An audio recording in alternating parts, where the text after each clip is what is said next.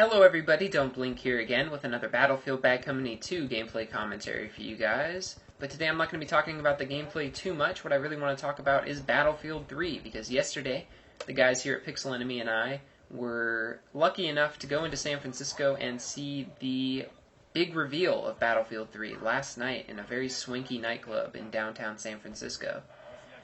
And they gave us a hands-off gameplay presentation of the single-player component of the game. And it's looking very, very nice. If you've seen the trailers, that's exactly how it looks. I didn't see any graphical glitches. I didn't see any glitches whatsoever. The presentation went off without a hitch, which obviously was the plan on DICE's part. Unfortunately, there were no playable units because the game is still pretty early in development. So I don't think they want the press going in and finding all of these game-breaking bugs that might still remain in the code. But everything that I saw was super polished, super good-looking.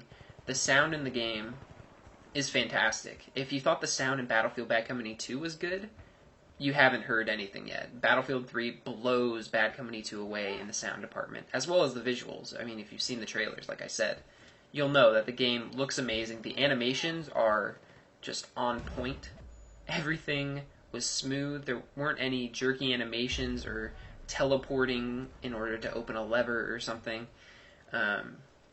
So the animations are looking fantastic. I saw prone in action, and I know a lot of people are kind of worried about the return of prone just because they don't like campers and they don't like it when people camp and just sit in one place all match. So I don't think prone will be a problem, to be completely honest. And the reason why I say that is because, number one, from what I saw in the gameplay presentation, you can't fire while moving in prone, so that's good.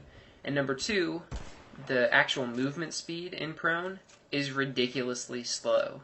So what I'm hoping is it'll mostly be a tool that you use to take cover and not to actually take up an offensive position. It'll be mostly used for defensive purposes. But it was just a single-player presentation. I don't know if all of the movement speeds and stuff are going to carry over to multiplayer. Multiplayer was not shown, so keep that in mind. This is all talk about the single-player. And right there, I don't know how that guy, blood came out of him, but no hit mark or no anything. But whatever. Let's talk about Battlefield 3 some more. The size of the levels. I know a lot of people are very interested in the scale of the warfare, of the environments, of everything. And from what I saw, the scale is unbelievable. It's unlike any other game I've ever seen. The main level that we saw was an urban landscape, and I literally could not tell where the playable area in the level ended and where the backdrop, so to speak, began. It was just all so lavishly detailed and beautiful, and it all looked so natural that I couldn't figure out where the kind of invisible walls that you couldn't pass beyond began. So I don't actually have a good idea of how big the playable areas in the levels will be, but the levels themselves are humongous. They're massive, bigger than anything I've ever seen in a video game. If you think heavy metal is big, then you're gonna be finding yourself rather amazed when you see some of the levels that they are working on. They did show some very short clips of some other portions of gameplay. I did see jets in action. I know a lot of people are interested in jets, whether they'll be making a comeback. They will be making a comeback. The cockpit in the jet that I saw was one of the most detailed interiors of a vehicle, specifically an aerial vehicle, that I've ever seen. It was pretty crazy. So that looks exciting. There was also a clip from what looks to be a tank level in the single player. It appeared to be, I want to say, four tanks, all friendly, moving on kind of a vast plain with mountains in the background. So that looks exciting. What else? In terms of the gunplay, I saw, I believe, an M16, or maybe it was an M4, and then an M249 in action. And it looks like the recoil is definitely noticeable. There's a lot of bullet spread. That's something I'm positive about. a lot of bullet spreads, so you will have to still burst fire or single shot. It has been confirmed that there will be a fire selector in Battlefield 3 for all platforms. One of the lead gameplay designers at DICE tweeted that out this morning. So there will be a fire selector, so that's good.